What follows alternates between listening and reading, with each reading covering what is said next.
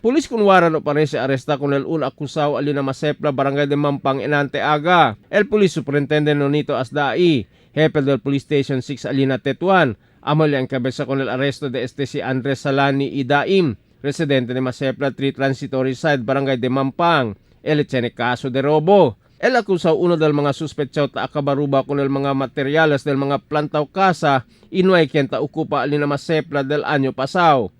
Ita acaba sila bende con mga palo na bisinos barangay. Mientras tanto, pulisya sirbi también con el search warrant na casa del Untal Mark Isidro, alina Puerto Princesa Drive barangay de Talon-Talon enante madrugada. Pero no hay el suspechado na su casa.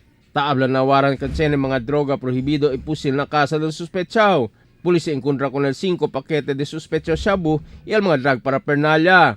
Talya presenta el live-in partner del suspechado, pero no hay con el ilibal pulis na estasyon kaya no ay su nombre na search warrant. Emil Tuban, Dateline Zamboanga.